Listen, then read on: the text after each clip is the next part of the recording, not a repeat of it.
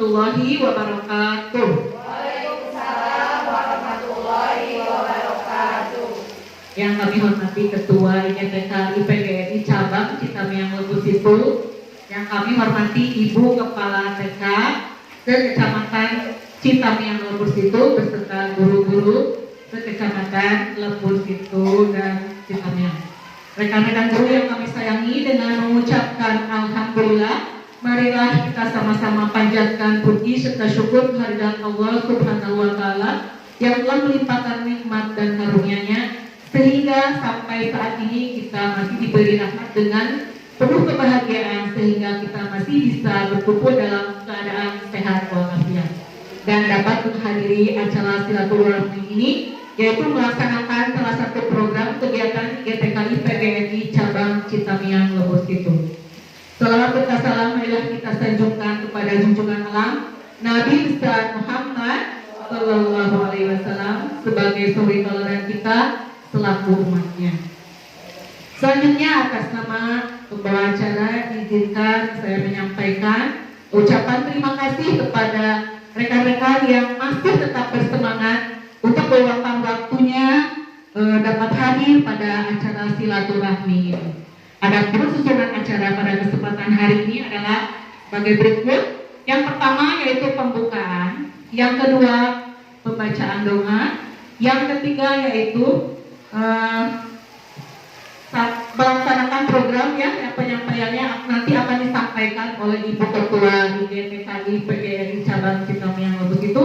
Acara selanjutnya lain-lain, doa dan tutup.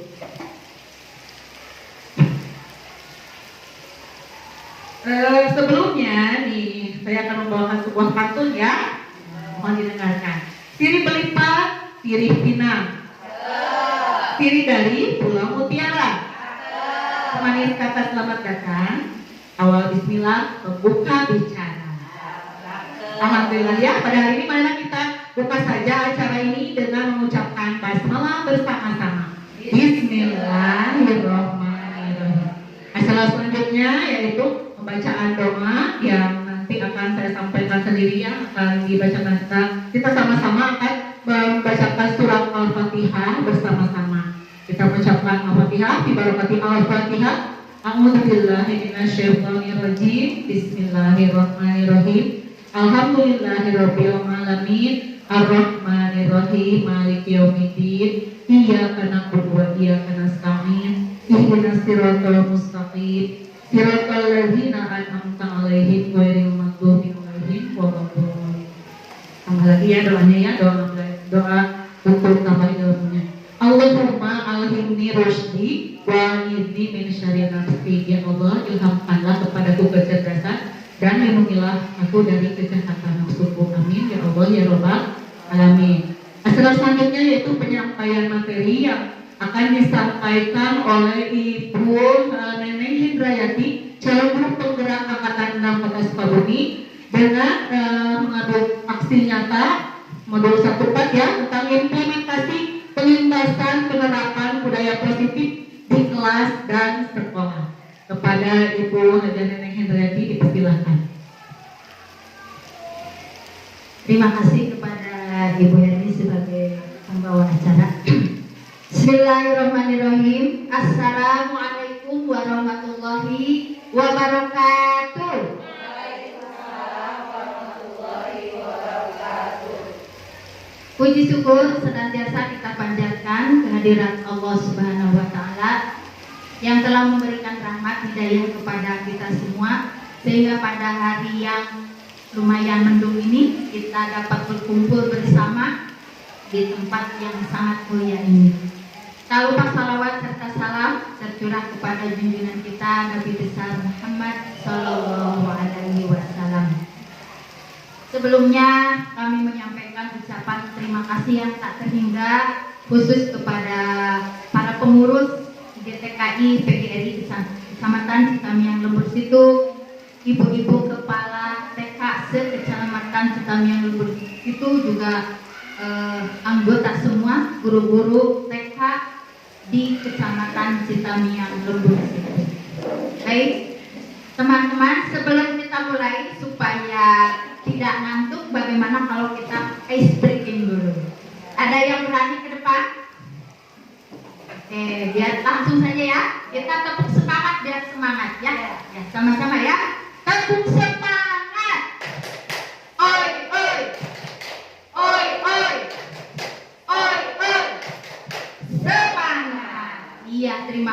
ini. Kami percaya teman-teman guru semua adalah teman-teman yang selalu bersemangat khususnya untuk kemajuan pendidikan anak usia dini, terlebih khusus di Kecamatan Citamiang Lembur Situ ini ya. Baik, Ibu Kepala TK beserta teman-teman guru di sini, saya memang tadi disebutkan merangkap sebagai ketua begitu ya, dan di sini saya adalah memperkenalkan diri dulu sebagai calon guru penggerak angkatan 6 Kota Sukabumi Jawa Barat di tahun 2022 ini. Di sini saya akan menyampaikan aksi nyata terkait dengan modul yang ada di guru penggerak, diantaranya yaitu modul 1.4. Di sini implementasi pengimbasan penerapan budaya positif di kelas dan sekolah. Perkenalkan juga di sini ada fasilitator yaitu Ibu Tarfi Andriani, dan sebagai pengajar praktiknya adalah Ibu Ita Sartika. Kami ucapkan juga selamat datang, salam dan bahagia para guru hebat. Mari kita bersama-sama belajar dan bekerja sama berkolaborasi dalam mewujudkan budaya positif di kelas dan sekolah. Di dalam program pendidikan guru penggerak, kami itu mempelajari beberapa modul, diantaranya yaitu modul 1 terdiri dari modul 1.1 yaitu filosofi pemikiran Ki Hajar Dewantara, kemudian modul 1.2 nilai dan peran guru penggerak, modul 1.3 visi guru penggerak, dan modul 1.4 yaitu tentang budaya positif. Baik, kita awali dengan modul 1.1 yaitu tentang filosofi pemikiran Ki Hajar Dewantara. Menurut Ki Hajar Dewantara, pendidikan adalah memberi tuntunan terhadap segala kodrat yang dimiliki anak, yaitu kodrat alam dan kodrat zaman, agar anak mampu mencapai keselamatan dan kebahagiaan yang setinggi-tingginya, baik sebagai manusia maupun sebagai anggota masyarakat. Di sini kita mengenal dengan kata kodrat alam. Ya, kodrat alam itu artinya anak tinggal disesuaikan dengan tempat di mana anak itu berada. Sosial budayanya, pergaulannya itu adalah merupakan kodrat alam yang ada di sekitar anak. Kemudian kodrat zaman.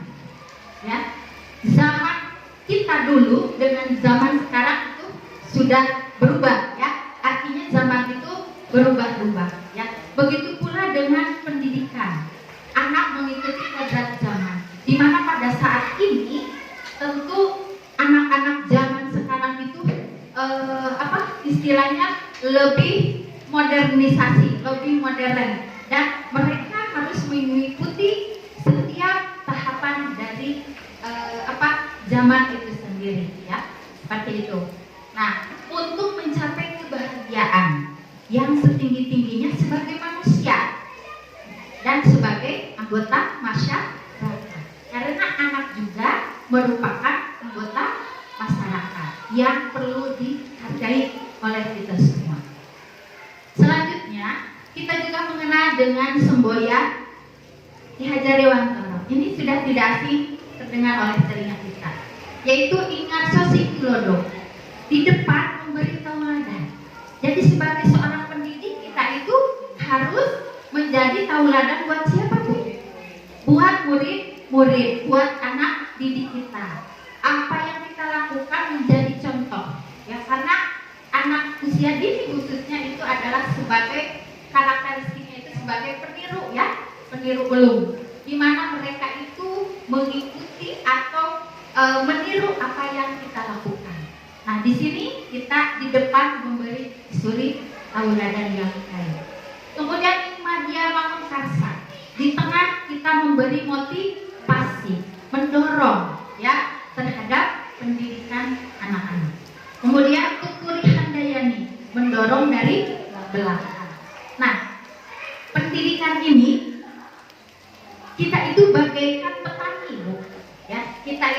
bagaikan petani yang menanam bibit-bibit tanaman.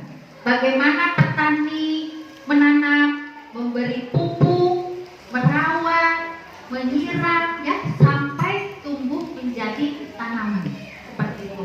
Nah, kita juga sebagai seorang pendidik tidak jauh layaknya seperti petani, ya, di mana kita itu menuntut, mendidik anak-anak dengan segala karakteristik, bakat dan minat yang dimiliki oleh anak itu sendiri.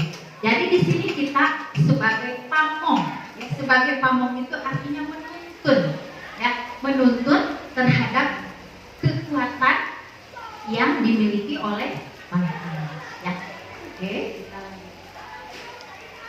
Nah, sekarang kita masuk ke modul 1.2, nilai dan peran guru penggerak. Di sini nilai-nilai guru penggerak ada 5. Yang pertama, berpihak pada murid. Coba mungkin di antara teman-teman ada yang tahu artinya berpihak pada murid itu seperti apa? Ada yang bisa menjawab? Mengikuti keinginan anak. Ya, mengikuti keinginan atau minat anak. Jadi kita tidak bisa memaksakan keinginan kita, ya. Kita harus melihat apa yang menjadi minat anak itu sendiri. Sehingga pembelajaran di dalam kelas itu harus berpihak kepada anak. Anak diberi kemerdekaan, anak diberi kebebasan untuk mengeksplor, ya, untuk menuangkan apa yang menjadi minat dan bakat yang dimilikinya dengan cara tadi, yaitu pendidikan menuntun, ya. Kemudian nilai yang kedua adalah mandiri. Sebagai seorang guru, sebagai seorang pendidik, kita harus memiliki sifat mandiri. Salah satu contoh, Bu.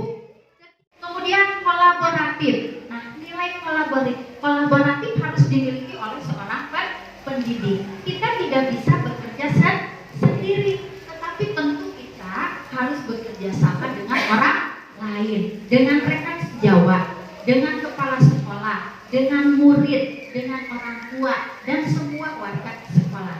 Kita tidak bisa terlepas dari mereka, sehingga sebuah program sekolah atau program sebuah lembaga tidak akan berjalan kalau tidak ada kolaborasi. Kita berkolaborasi dengan siswa kita di dalam kelas, ya, dengan orang tua, seperti itu, ya. Kemudian inovatif. Sebagai seorang guru atau seorang pendidik, tentu kita harus memiliki nilai inovatif. Contohnya seperti apa, Bu, kalau inovatif? Ayo.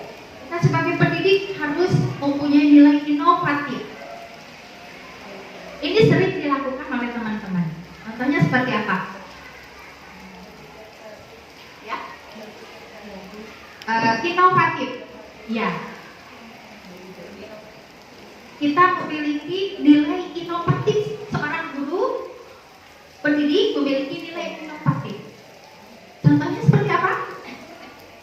Membuat media pembelajaran. Itu adalah sebuah inovatif, ya. Ketika kita memberikan proses pembelajaran di kelas, tentu teman-teman menggunakan media pembelajaran yang dibuat sendiri. Itu salah satu contohnya, salah satu nilai inovatif.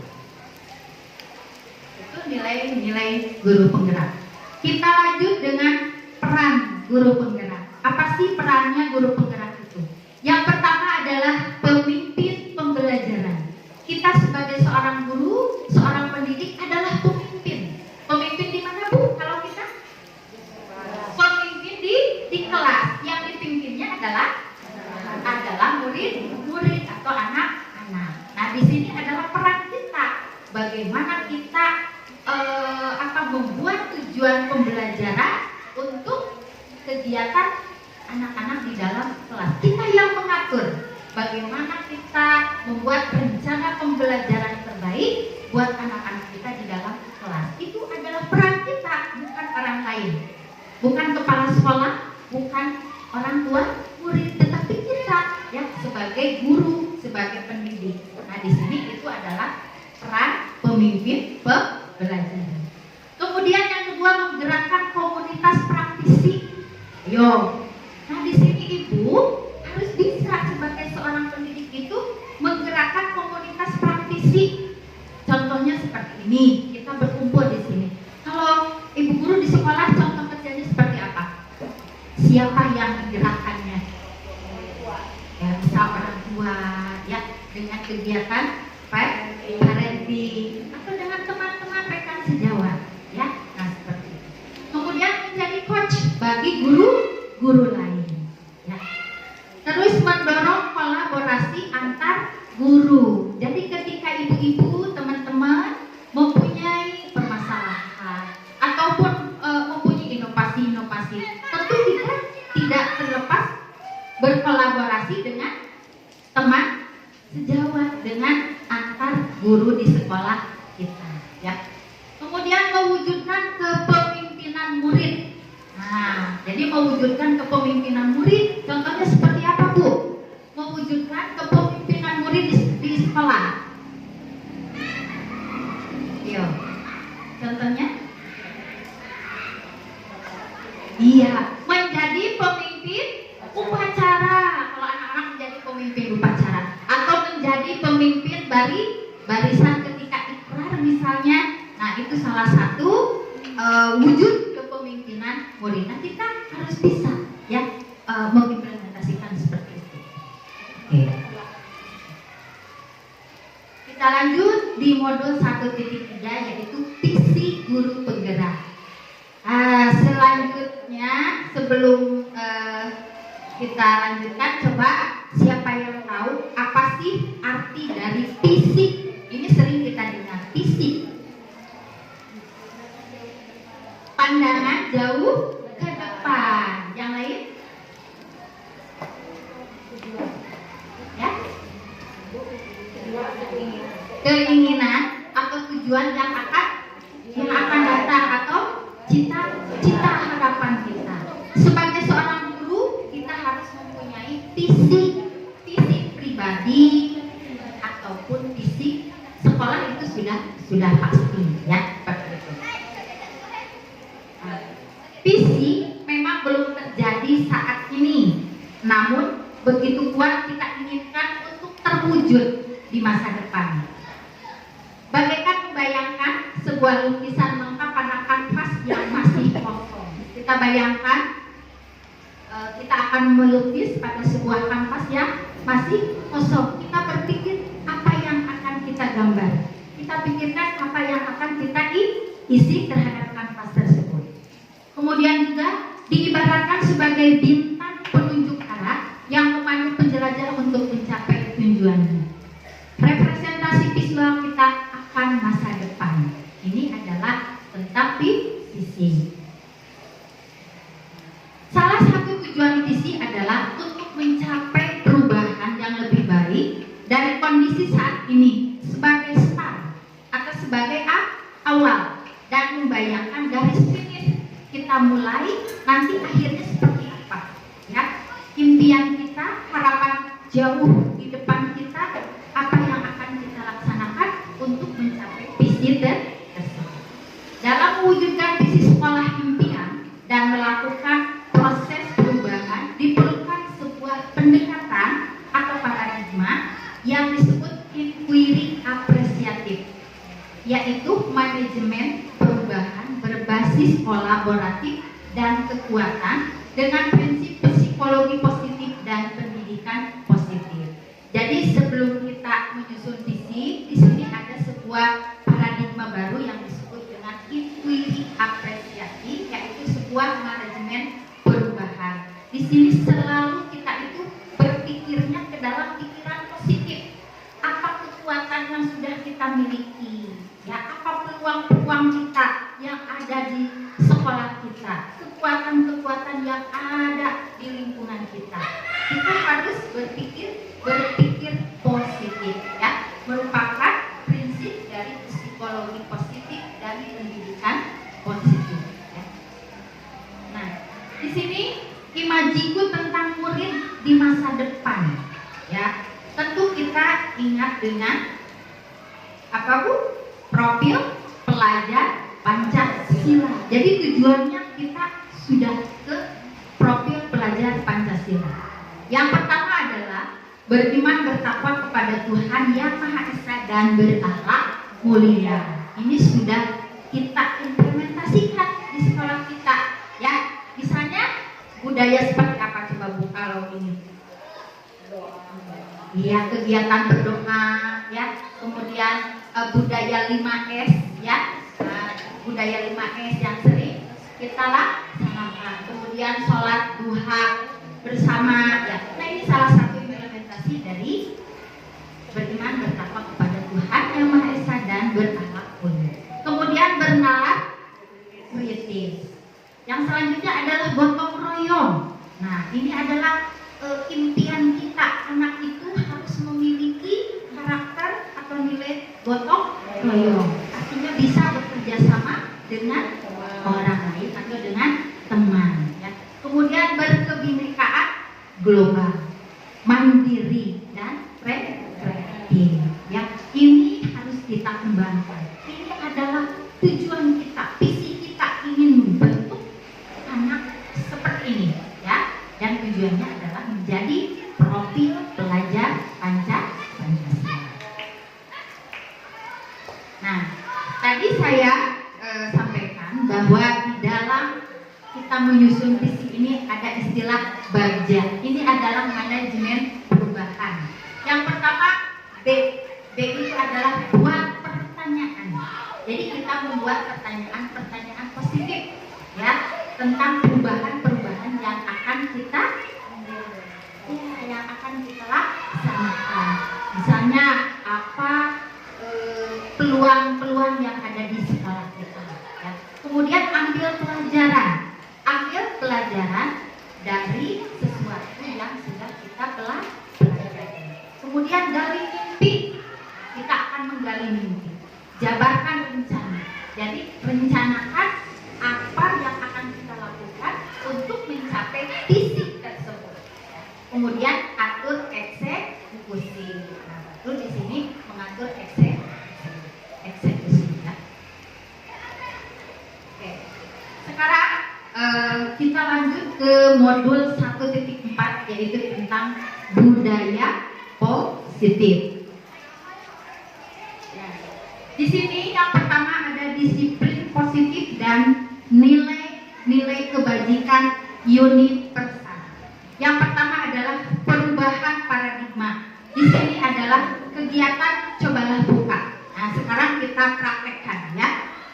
Teman-teman sekarang kepalkan tangannya. Nah, kepalkan tangannya. Kita anggap di dalam tangan kita seolah-olah kita menyimpan sebuah benda yang paling berharga yang kita miliki, ya, benda yang paling berharga yang kita miliki. Seandainya oleh teman kita disuruh membuka, dibujuk, dirayu, diberi imbalan yang besar untuk membuka kepala Anda, apakah Anda akan membukanya? Apakah Anda akan membukanya? Ada yang menjawab tidak, ya, tidak akan membukanya. Kenapa? Oh, karena takut diambil. Ya, karena barang ini adalah barang berharga bagi diri kita. Apakah kita berniat untuk memberikan barang berharga ini kepada orang lain? Bisa iya, bisa tidak. Seandainya itu akan menjadi perubahan yang positif bagi diri kita, bagi murid kita, ya, seperti itu.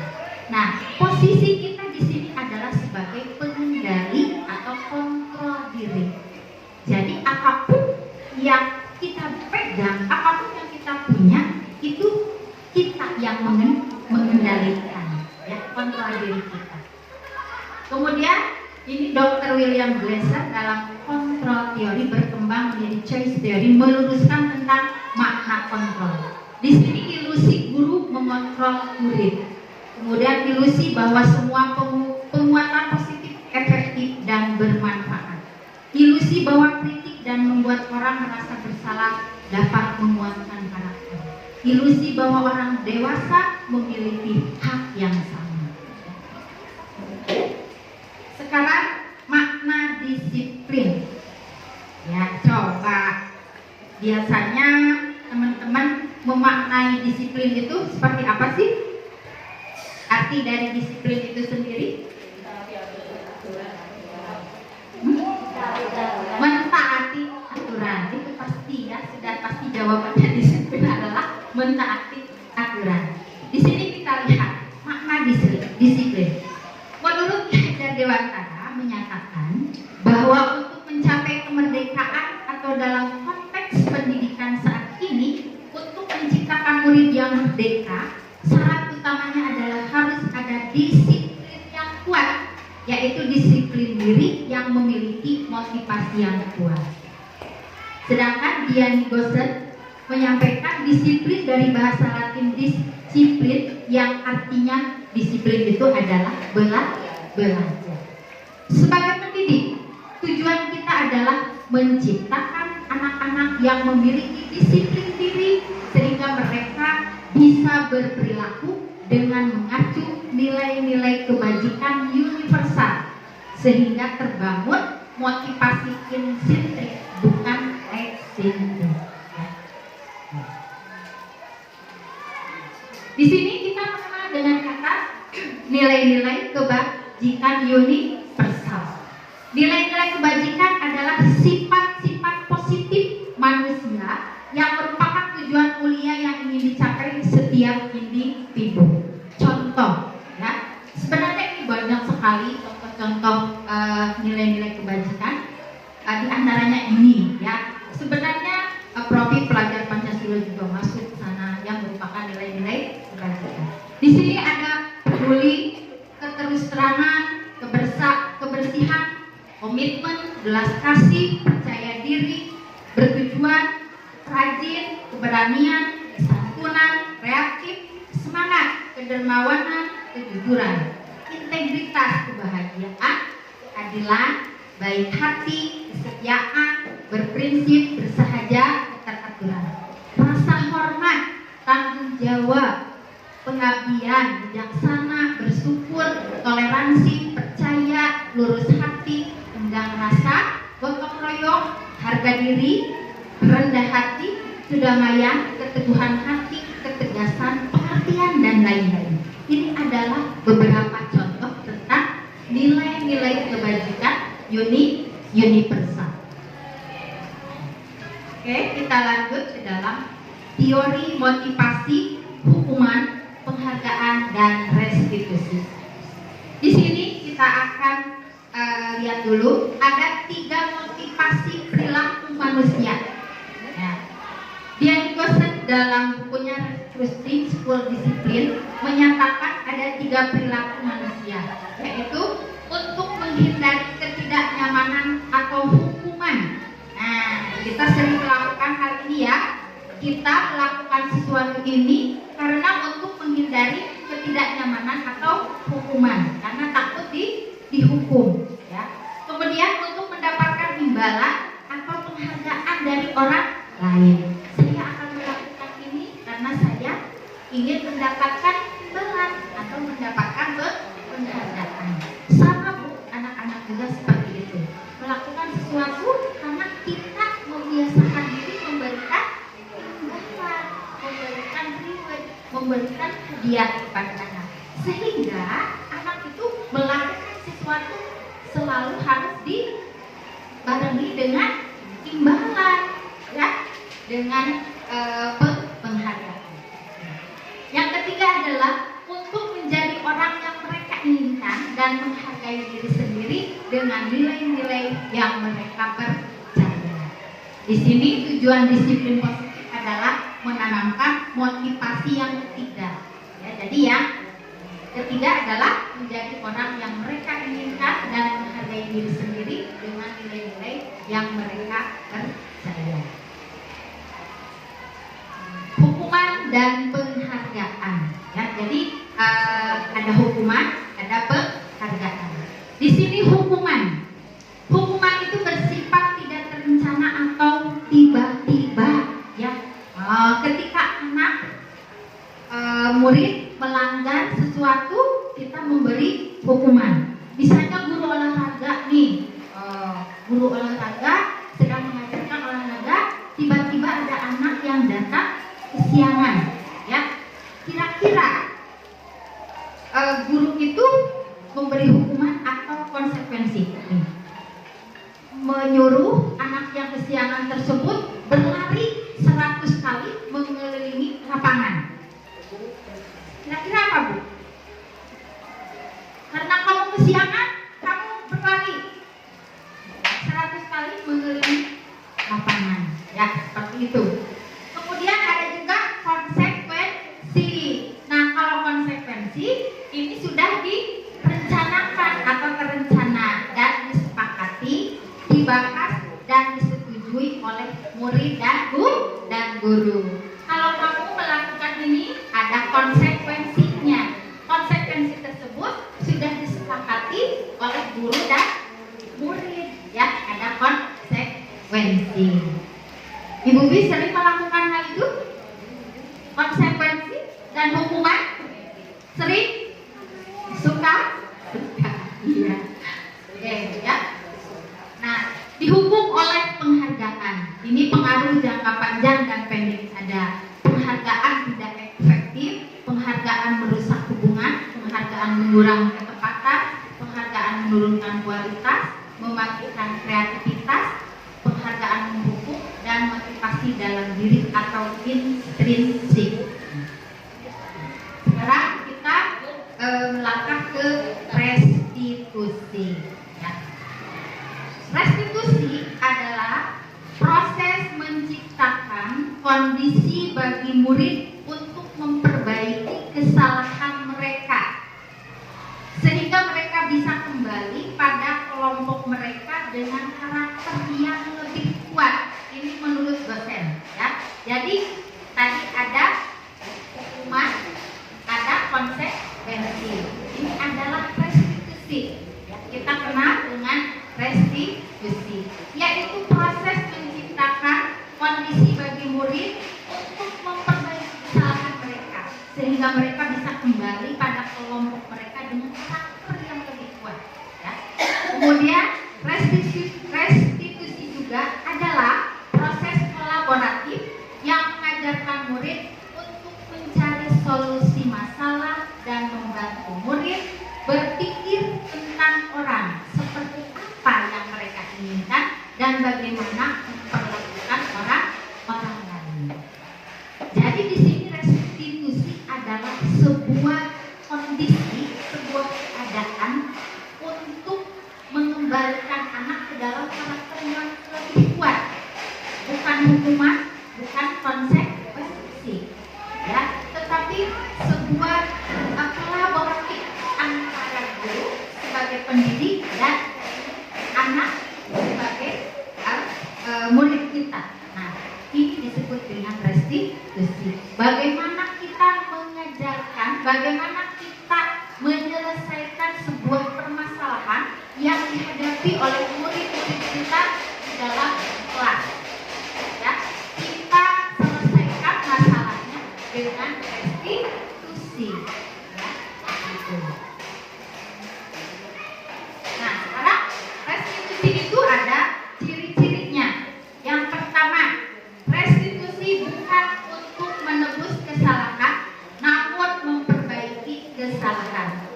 Kemudian memperbaiki hubungan. Restitusi adalah tawaran, bukan paksaan. Kemudian restitusi menuntun untuk melihat ke dalam diri. Restitusi mencari kebutuhan dasar yang mendasari tindakan. Restitusi juga fokus pada karakter, bukan tindakan. Kemudian restitusi juga menguatkan, fokus pada solusi, mengembalikan murid yang berbuat salah pada kelompoknya. Nih, ini adalah ciri-ciri restitusi. Jadi restitusi itu bukan untuk menebus kesalahan yang dilakukan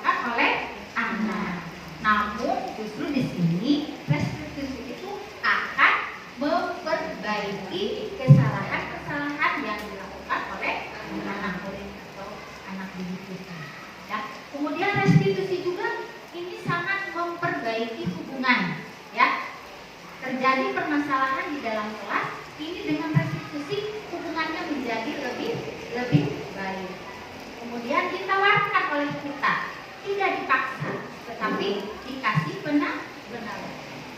Kemudian menuntun kepada anak-anak, ya, sesuai dengan tadi filosofi pemikiran Ki Hajar Dewantara bahwa pendidikan itu adalah menuntun, ya, menuntun. Di sini menuntun untuk melihat ke dalam diri dan mencari kebutuhan dasar yang mendasari ini.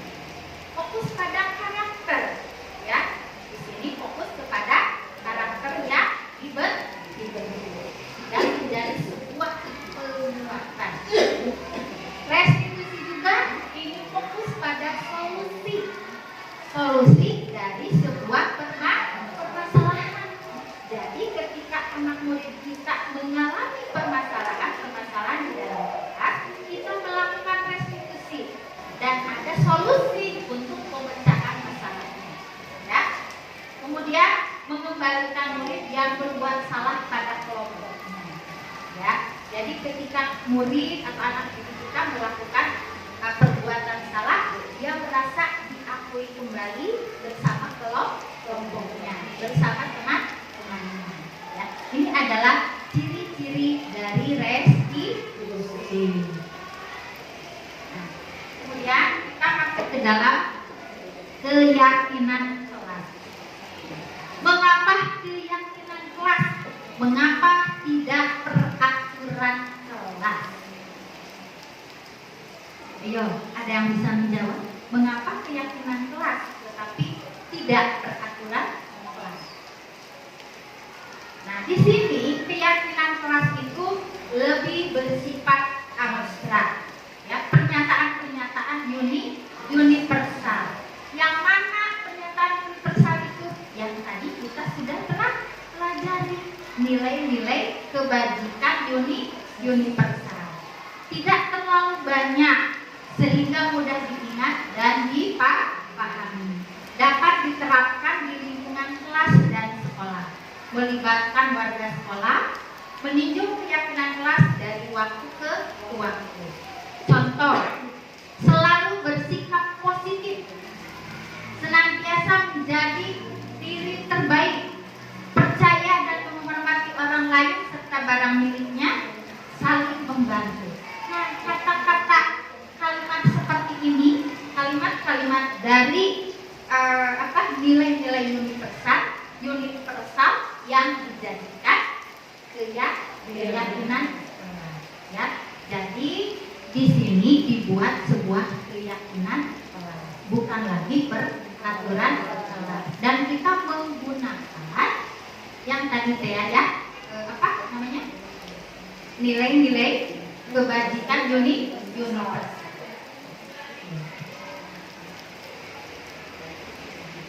Selanjutnya kita masuk ke kebutuhan dasar manusia dan dunia berkualitas. Nah, ya, sebagai manusia kita mempunyai kebutuhan bertahan hidup, betul Bu? Betul ya. Bagaimana kita memenuhi kebutuhan untuk bertahan hidup? Seperti apa kebutuhan kita untuk bertahan hidup? Ya, iya, makan, minum diantaranya, ya. Itu adalah kebutuhan pokok. Itu adalah salah satu kebutuhan kita sebagai manusia.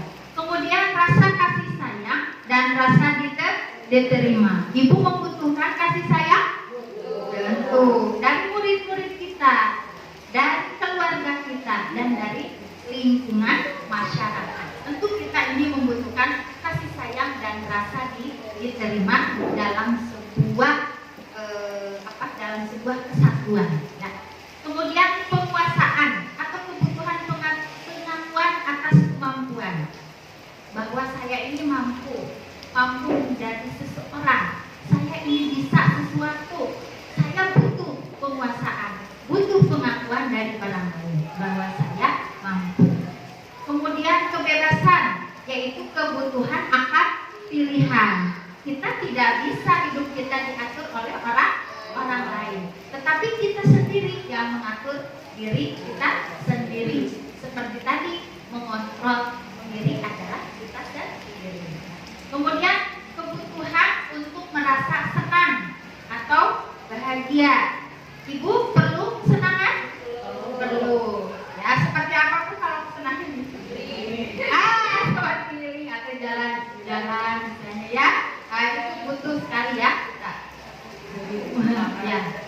Kemudian dunia berkualitas itu tempat menyimpan gambaran representasi yang diinginkan, semacam album foto. Ya, ini adalah dunia berkualitas. Jadi tempat menyimpan nih gambaran ada apa sih ya di dalam album foto kehidupan kita.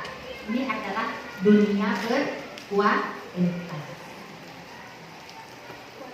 Nah, sekarang kita masuk ke dalam restitusi 5 posisi kontrol. Nah, sebagai seorang pendidik atau sebagai seorang guru, tadi kita sudah tahu bahwa kita mempunyai nilai dan peran sebagai seorang guru atau pendidik. Di sini kita mempunyai 5 posisi kontrol. Yang pertama adalah penghukum. Nah, baik fisik ataupun verbal. Ya, verbal itu berupa ucapan atau kata atau bahasa yang disampaikan kepada anak didik kita. Ibu sering melakukan posisi sebagai penghukum? Pernah? Kita jujur saja pernah? Pernah. Ya, pernah kita berada pada posisi penghukum, fisik ataupun verbal, ya, oleh bahasa, ya. Nah, kalau untuk pendidikan anak usia dini mungkin teman-teman banyaknya adalah posisi di penghukum dengan verbal atau bahasa atau kata-kata, ya. Nah, setelah tadi kita tahu bahwa nilai dan peran kita sebagai apa, nanti saya ini posisi saya sebagai penghukum ternyata, ya. Kemudian membuat merasa bersalah. Kadang kita kepada anak itu anak merasa bersalah, ya. Iya. Nah, ada kata kamu mah itu merupakan membuat merasa bersalah untuk anak murid kita, ya. Kemudian posisi sebagai teman. Nah, ini sering dilakukan posisi sebagai teman? Sering, ya. Biar nanti ibu bantu, ya, seperti itu. Atau nanti kita selesaikan bersama-sama. Itu posisi sebagai teman. Sebagai pemantau, ya, kita hanya memantau saja, ya, memantau saja. Ini posisi kita sering ada di pemantau. Yang terakhir adalah posisi sebagai manajer. Ya, kalau di dalam perusahaanku manajer itu, yang disebut manajer itu apa sih? Ya, pimpinan. Apalagi selain pimpinan, yang memegang kendali, ya, yang memegang kendali adalah manajer atau pimpinan, ya, baik dalam di perusahaan besar misalnya seperti itu. Nah, kalau kita sebagai pendidik atau sebagai guru, kita posisinya sebagai manajer. Manajer terhadap siapa? Nah, peserta didik kita itu sebagai manajer. Posisi kita seperti apa sih? Apakah kita sudah mencapai posisi sebagai manajer? Ya. Nah, di sini ada yang tadi penyelesaian tentang sebuah permasalahan dengan segitiga restitusi namanya, ya. Nah, di dalam segitiga restitusi ini, nah, di sini ada yang pertama adalah menstabilkan identitas. Nah, menstabilkan identitas. Setiap orang pasti pernah melakukan kesalahan. Kamu bukan satu-satunya yang pernah melakukan ini. Nah, ibu guru juga pernah melakukan hal seperti itu. Nah, itu adalah menstabilkan identitas. Ya. tidak apa-apa, ibu guru juga dulu pernah mengalami hal yang anak-anak lakukan. Kemudian validasi kebutuhan. Kamu tentu punya alasan mengapa kamu melakukan hal itu. Adakah cara yang lebih efektif untuk mendapatkan apa yang kamu butuhkan? Ini dalam validasi kebutuhan. Kemudian menanyakan keyakinan. Nah, ya kenapa tadi kita membuat keyakinan kelas, ya keyakinan kelas dengan apa tadi namanya, nilai-nilai kebajikan universal. Nah, nilai-nilai apa yang telah kita sepakati? Kemudian kamu ingin menjadi orang yang seperti apa? Ini sebagai solusi, ya, dalam menyelesaikan sebuah permasalahan, ya. Jadi terakhir adalah menanyakan keyakinan kelas. Jadi ibu nanti kalau sudah membuat keyakinan kelas, ditanya anaknya, yo keyakinan kelas apa yang sudah dilanggar? Oh, saya tidak menghormati teman karena saya tadi merebut mainan teman. Nah, saya tadi mencubit teman, berarti sudah melanggar keyakinan yang sudah dibuat atau disepakati bersama, ya. Nah, di sini tadi ya, di segitiga restitusi ini langkahnya yang pertama tadi sudah menstabilkan identitas. Teori kontrolnya, kita semua akan melakukan hal terbaik yang bisa kita lakukan. Validasi tindakan yang salah, semua perilaku manusia punya alasan. Pasti anak pun melakukan kesalahan itu ada alasannya, ya. Kita semua memiliki motivasi internal, itu di dalam menanyakan keyakinan kelas, ya. Jadi segitiga restitusi ini adalah salah satu solusi dalam mengatasi permasalahan yang ada di dalam kelas yang dihadapi oleh murid-murid kita, ya. Nah, ini ya, guru bergerak Indonesia Maju. Nah, materi sudah saya sampaikan, ya, tentang budaya positif di sekolah, ya. Sebelum nanti saya akan menampilkan sebuah contoh kasus, ya, sebuah contoh kasus. Mungkin di antara teman-teman boleh, mau ada yang bertanya, saya persilakan. Oh, boleh.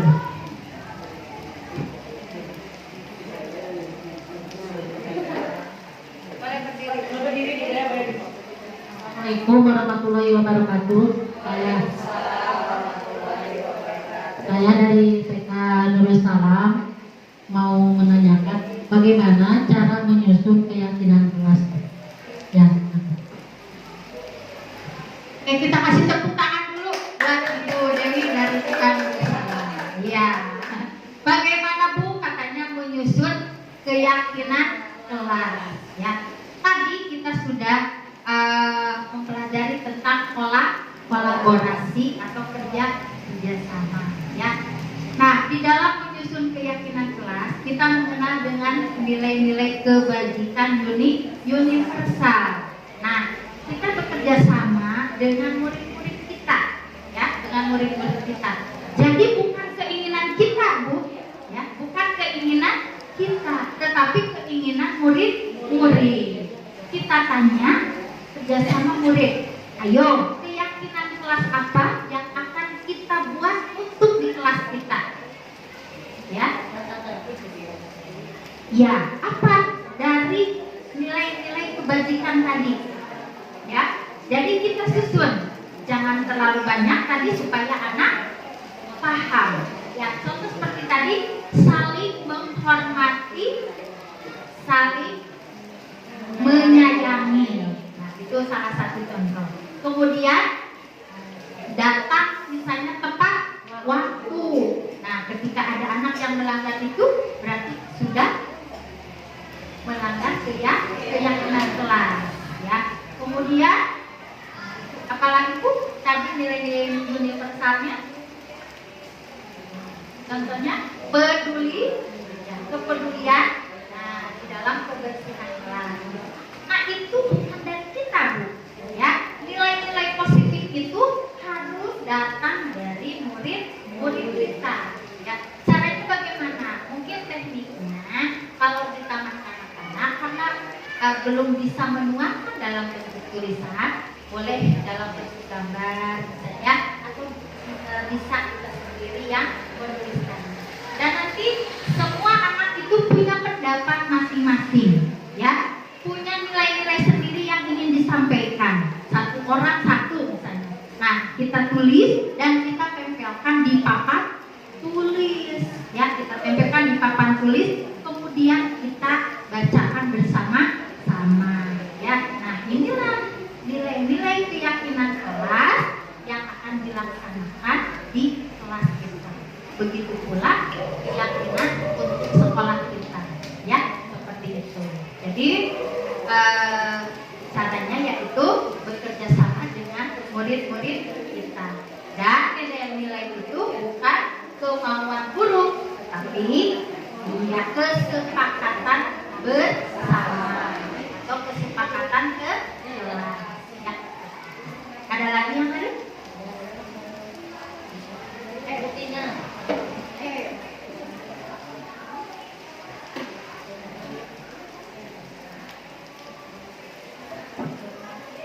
Bu, tadi kan ada hukuman dan penghargaan, ya.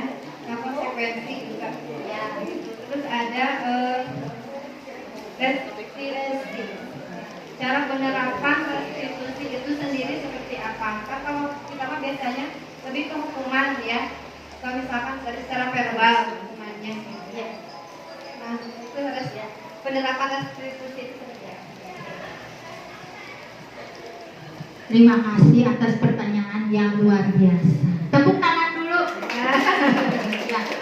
Bu, bagaimana cara menerapkan restitusi? Tadi ada segitiga restitusi. Bagaimana kalau kita melihat dulu contoh tayangan yang akan saya tampilkan, ya, seperti itu.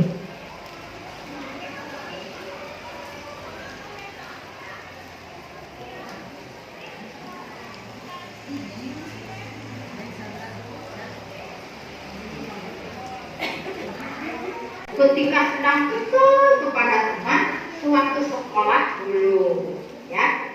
Menurut Denis dan Atifa, kalau mencibir teman itu perbuatan baik atau tidak? Tidak. Perbuatan yang tidak baik. Nah, ya, kita bisa menyelesaikan masalah ini. Di sini Ibu Nenek tidak akan menyalahkan Denis ataupun Atifa. Nah, Ibu Nenek mau tahu nih, apa sih alasan Denis mencubit Atifa? Alasannya pengen main Atifa Oh, jadi Denis itu pengen mainan yang dipegang Atifa. Seperti itu, ya. Nah, sekarang masih ingatkah Denis dan Atifa keyakinan kelas apa ketika sedang bermain? keluar Yo, kita harus menyayangi dan peduli dengan lingkungan. harus menyayangi dan peduli kepada teman. Nah, sekarang kira-kira nih apa yang akan dilakukan Denis kepada Atifa? Minta maaf. Oh, Denis mau minta maaf ke Atifa, ya. Atifa mau memaafkan. Atifa mau memaafkan. Nah, sekarang Denis boleh minta maaf ke Atifa. Alhamdulillah, sekarang semua sudah saling memaafkan dan berjanji untuk selalu saling menyayangi. Terima kasih buat Denis dan Atifa. Kita cas dulu. Cas dulu.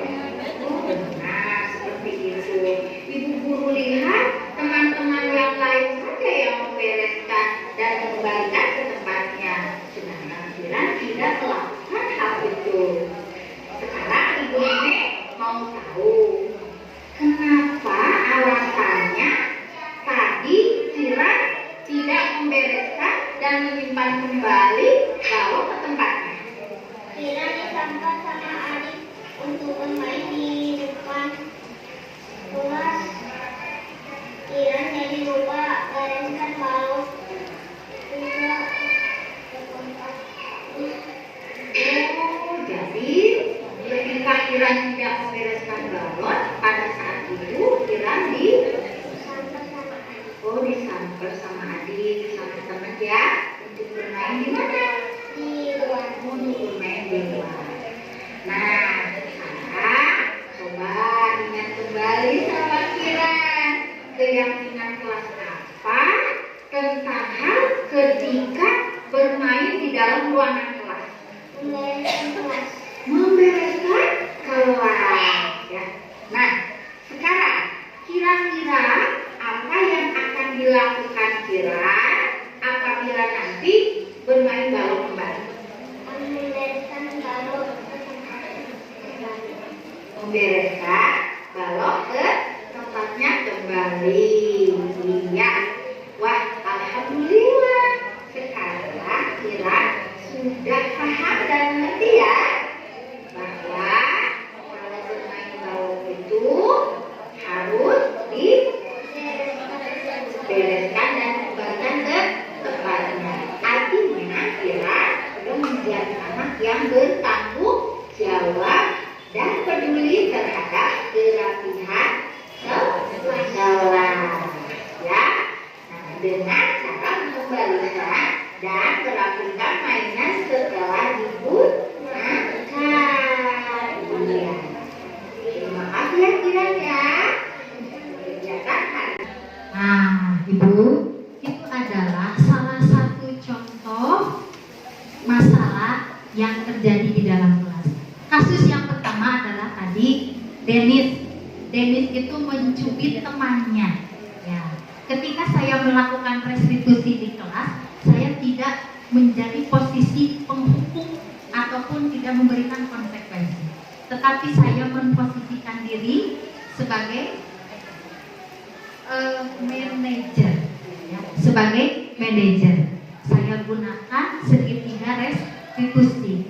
Yang pertama tadi adalah menstabilkan identitas. Ya. Saya bertanya kepada Denny, Ibu guru juga pernah dulu melakukan hal tersebut ketika Ibu guru sekolah dulu. Jadi anak sudah dibawa berpikir positif. Ya. Terus ditanya, ya, kenapa sih Dennis mencubit Atifah? Alasannya apa? Tadi dia menyampaikan bahwa Dennis mau mainan yang dipegang oleh Atifah. Itu permasalahan bukan, Bu? Permasalahan bukan? Permasalahan. Nah, biasanya kita itu seringnya menjadi posisi apa, Bu? Penghukum. Kenapa sih kamu? Nah, kata itu yang sering kita lakukan. Sudah Ibu guru bilang, kamu itu tidak boleh mencubit teman. Itu membuat merasa bersalah sehingga anak kadang ya itu. Tapi dengan restitusi posisikan diri kita sebagai manajer dan akhirnya menanyakan keyakinan kelas yang sudah dibuat. Kira-kira keyakinan kelas apa? Ya, yang telah disepakati bersama, yaitu tadi menghormati dan menyayangi kepada teman. Ya, jadi dia kembali ke dalam kelompoknya. Nah, yang tadi ya, ciri-ciri restitusi itu kembali ke dalam kelompoknya, merasa ini diakui, ya, dan kesalahan itu dapat diperbaiki. Kasus kedua juga sama, ketika anak tidak membereskan mainannya langsung pergi, ya. Kita tadi tanya kenapa tidak membereskan mainan, ya. Nah, karena disamper oleh adik temannya hanya untuk main, sehingga mainannya masih berserakan. Sedangkan keyakinan kelasnya adalah peduli terhadap kebersihan dan kerapihan kelas, sehingga tertanam di dalam diri anak itu nilai-nilai karakter. Jadi kuat karakternya. Dengan restitusi itu kuat karakternya. Oh iya, bahwa saya itu yakin, harus peduli terhadap kebersihan dan kerapihan kelas. Ya. Begitu Bu? Paham? Ya, jadi sekali lagi kalau menghadapi permasalahan kita memakai segitiga restitusi. Ya, seperti itu. Mudah-mudahan kita semua menjadi pendidik ada di posisi manajer. Ya. Kita lihat contoh lagi video tentang 5 posisi kontrol kita sebagai guru. Salam bahagia Ibu dan Bapak guru hebat. Dalam penerapan disiplin positif restitusi, salah satu program yang dikembangkan adalah 5 posisi kontrol. 5 posisi kontrol dalam restitusi adalah proses perjalanan seorang pendidik agar dapat mengenali dirinya. Pada video kali ini, kita akan membahas tentang 5 posisi kontrol yang dikembangkan oleh Brian Doser dan contoh penerapannya.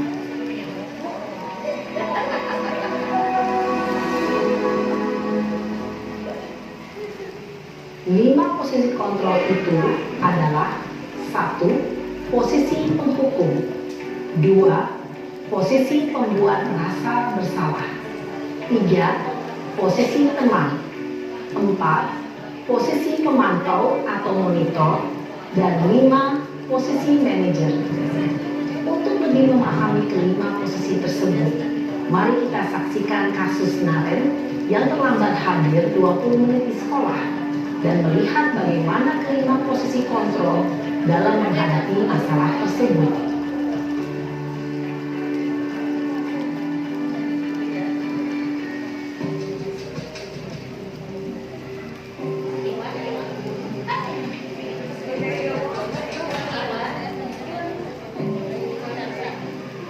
Naren, sini kamu. Selalu terlambat. Kamu deh, pasti terlambat. Maaf Bu, saya Apa? Apa coba? Alasan kamu apa lagi? Kapan sih kamu tidak terlambat? Malas sekali ya kamu jadi anak. saya Dasar pemalas. Gak kapok-kapok sih kamu. Sudah berapa kali terlambat? Sana, kamu keliling lapangan basket 2 kali. kenapa saya harus ke lapangan basket Bu? Kenapa? Kamu melawan ibu. Berani-beraninya jawab. Sudah terlambat, masih berani jawab pula. Sekarang, keliling lapangan basket 5 kali sekalian. Biar kapok. Cepat. Pergi sana ke lapangan basket. Posisi penghukum biasanya berbicara dengan nada tinggi, menghardik, menunjuk-nunjuk, menyakiti, dan menyindir. Hukuman bisa berupa fisik maupun psikis. Ibu dan Bapak guru hebat, dampak yang terjadi pada murid ketika guru berada pada posisi penghukum adalah murid cenderung akan memberontak, bahkan menyimpan dendam.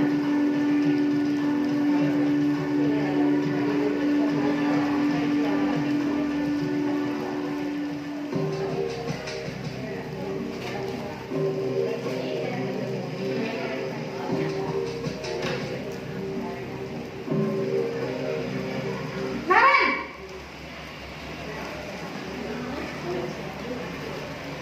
Selamat pagi Bu. Naren. Kamu kenapa terlambat lagi, nak? Ya Tuhan, Naren. Kamu senang ya bikin ibu susah ya? Kalau kamu terlambat lagi, nanti ibu yang ditegur bapak kepala sekolah, nak. Disangka ibu tidak bisa membina kamu. Duh, gimana ini? Maaf Bu, Duh, Gusti Naren. Kamu suka ya kalau ibu ditegur bapak kepala sekolah? Terus, sekarang ibu harus tulis apa ini di buku absen? Ini kamu sudah sering terlambat loh. Ibu harus apa coba? maaf Bu, maaf sekali. Ya sudah, lain kali jangan bikin ibu susah lagi ya, nak ya. Ibu tidak akan kuat lagi kalau kamu begini terus. Bisa jantungan kalau ibu Maaf ya Bu, maaf sekali. Ibu guru bisa jantungan. Posisi pembuat rasa bersalah berbicara dengan nada tenang, cenderung lembut. Namun kata-kata yang diutarakan membuat murid merasa menjadi orang yang gagal. Memandang buruk dirinya sendiri, merasa tidak berharga, dan tidak sanggup membahagiakan orang lain. Ketika guru mengambil posisi pembuat rasa bersalah, murid akan menganggap dirinya yang bersalah dan ia akan menyimpan emosi negatif tersebut di dalam dirinya.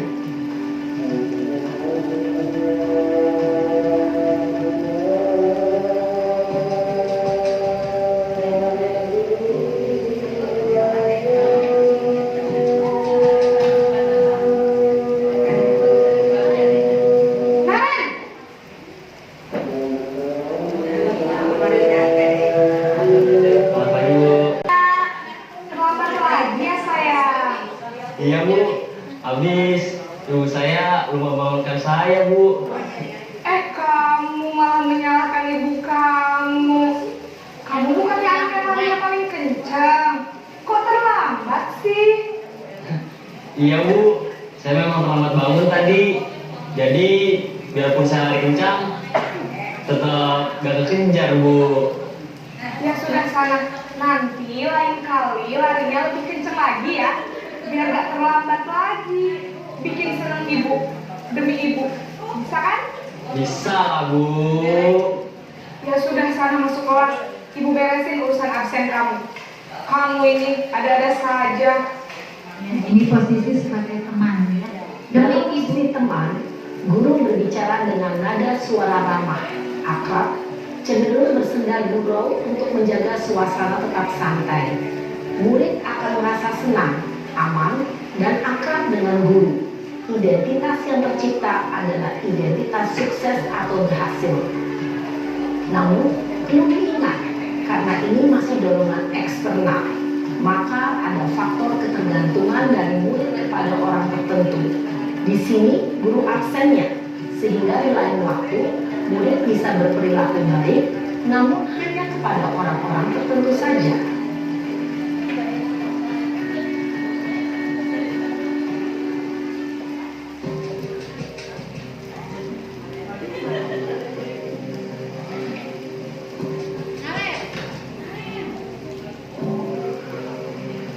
Naren!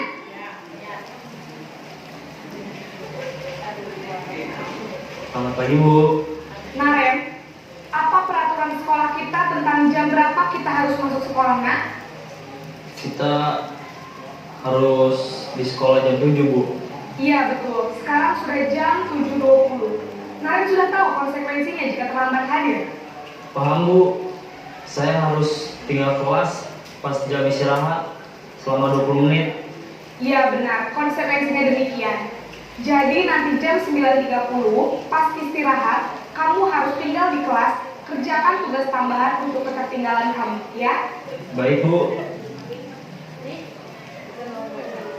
Posisi pemantau mengandalkan penghitungan atau data untuk mengontrol murid. Guru mengarahkan murid berdasarkan peraturan dan konsekuensi. Seorang pemantau menunjukkan bahasa tubuh dan ekspresi wajah yang datar dan cenderung formal.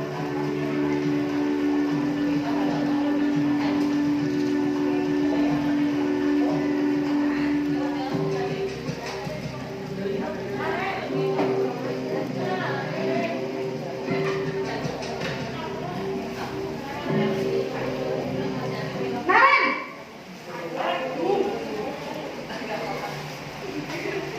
Selamat pagi Bu. Selamat pagi, Naren. Maaf Bu, saya terlambat. Iya, sekolah masuknya jam 7, sekarang sudah jam 7.20. Jadi sekarang bagaimana ya, Naren? Maaf Bu, saya lupa setel alarm saya semalam. Baiklah, menurut kamu, keyakinan sekolah yang mana yang perlu kamu tingkatkan? Menghargai diri sendiri dan orang lain mungkin ya Bu. Setuju. Jadi, apakah Naren meyakini prinsip saling menghormati tersebut? Iya Bu, saya meyakininya. Apakah Naren bersedia memperbaiki masalah keterlambatan ini? Bersedia Bu. Bagaimana kamu akan perbaiki masalah keterlambatan ini? Saya akan coba untuk tidak lupa menyetel alarm saya, Bu. Baik, kalau kalian lupa menyetel alarm di rumah, ada orang yang kira-kira bisa bantu mengingatkan tidak? Ada, Bu. Kakak saya, Kak Emma. Ada lagi selain Kak Emma? Selain Kak Emma, ada ibu saya. Baik, jadi yang mengingatkan Naren adalah Kak Emma dan ibu kamu ya? Kira-kira akan mulai setel alarm kapan nih Naren? Setelah pulang sekolah, akan segera saya lakukan. Baik, jadi Naren akan setel alarm untuk bangun besok pagi dan akan diingatkan oleh kakak dan ibunda Naren ya? Ada lagi yang mungkin perlu dilakukan Naren? Agar tidak terlambat bangun lagi. Tidak ada, Bu. Baik Naren, terima kasih untuk kerjasama kamu. Sekarang kamu perlu kembali ke kelas untuk belajar. Baik, Bu. Terima kasih. Posisi manajer adalah posisi kontrol yang disarankan untuk membimbing murid memiliki sikap disiplin yang positif, yaitu murid yang mandiri, bertanggung jawab, dan dapat memecahkan masalah. Tujuan dari posisi ini adalah agar murid dapat berefleksi atas tindakannya. Guru akan dengan tulus memberikan pertanyaan-pertanyaan bermakna, sehingga membuat murid dapat belajar dari kesalahannya dan mencari sebuah solusi untuk menyelesaikannya. Ibu dan Bapak guru hebat, setelah mengamati adegan kelima posisi kontrol tadi, kira-kira posisi mana yang paling ideal? Posisi mana yang dapat menunjang motivasi intrinsik murid? Ya, tentu posisi manajer. Posisi ini memang posisi ideal yang ingin dituju setiap pendidik. Pada posisi inilah, guru dapat menerapkan disiplin positif yang berpihak pada murid, yang memerdekakan murid. Perjalanan seorang pendidik tentunya tidak mudah untuk sampai pada posisi seorang manajer. Namun, tujuan kita pasti, yaitu menciptakan murid-murid yang mandiri, merdeka, dan bertanggung jawab. Semoga penggambaran 5 posisi kontrol yang telah diperlihatkan ini dapat menjadi ajang refleksi bagi kita semua, agar dapat terus mengasah dan menerapkan disiplin positif yang memerdekakan murid. Mari terus berlatih dan bersemangat. Selamat menerapkan. Salam dan bahagia Ibu dan Bapak guru hebat. Iya, demikian tadi adalah contoh ya kasus dari 5 posisi kontrol ya. Jadi dalam posisi manajer ini kita perlu banyak berlatih dalam penerapannya ya. Jadi setelah kita mempelajari tadi bahwa kita itu harus dapat memposisikan diri kita sebagai manajer untuk murid-murid kita ya. Jadi akan menumbuhkan, memperkuat karakter ya, karakter mandiri dan bertanggung jawab, terutama kepada diri sendiri ya, kepada diri murid itu sendiri. Mudah-mudahan dengan materi ini kita sebagai seorang guru, sebagai seorang pendidik dapat menerapkannya baik di kelas maupun di sekolah kita tentang budaya positif ya. Sebelum saya tutup, mungkin ada pertanyaan lagi? Ada pertanyaan atau sudah cukup? Ya, cukup. Alhamdulillah di penghujung kegiatan ini saya sudah menyampaikan tentang budaya positif ini. Mudah-mudahan sekali lagi kita berdoa, kita sebagai pendidik, sebagai guru, kita mulai belajar, mulai berlatih bagaimana menerapkan budaya positif kita di kelas dan di sekolah ya. Sekali lagi terima kasih kami ucapkan, mudah-mudahan bermanfaat bagi kita semua. Untuk itu saya tutup dengan ucapan billahi taufiq wal hidayah.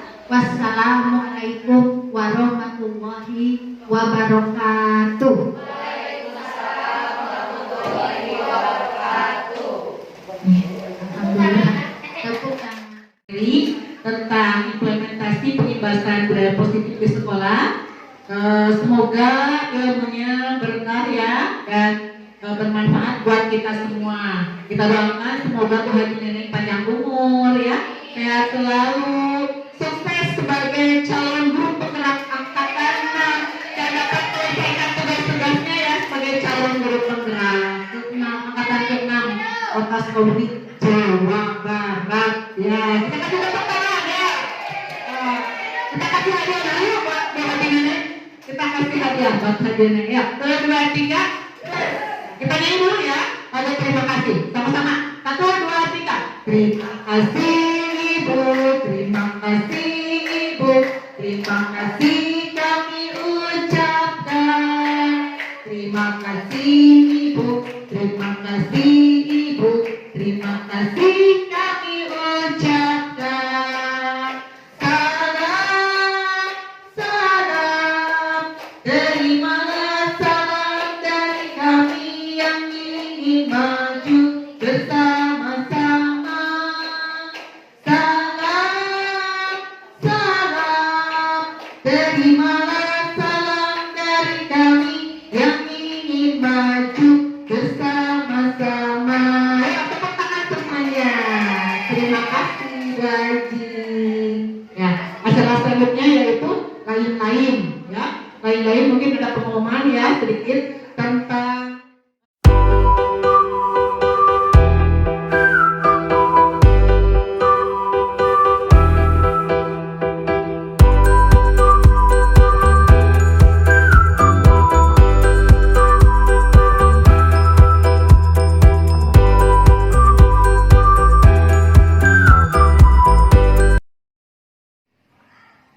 Bismillahirrahmanirrahim. Assalamualaikum warahmatullahi wabarakatuh. Saya Anan Saribanan, Kepala Taman Kanak-Kanak Ibadur Rahman, Kota Sukabumi, Jawa Barat. Tempat bertugas Ibu Neneng Hendrayati mengajar. Saya sebagai Kepala Taman Kanak-Kanak Ibadur Rahman dan juga sebagai Ketua IGTK IPGRI Kota Sukabumi sangat bangga kepada guru-guru TK Ibadur Rahman khususnya, juga anggota guru TK yang lainnya yang memiliki etos kerja yang tinggi. Khususnya saya bangga kepada guru kami Ibu Neneng Hendrayati yang menjadi salah satu calon guru penggerak angkatan 6 Kota Sukabumi. Bergerak, tergerak, dan menggerakkan. Diseminasi yang dipaparkan Ibu Neneng merupakan aksi nyata dalam program guru penggerak.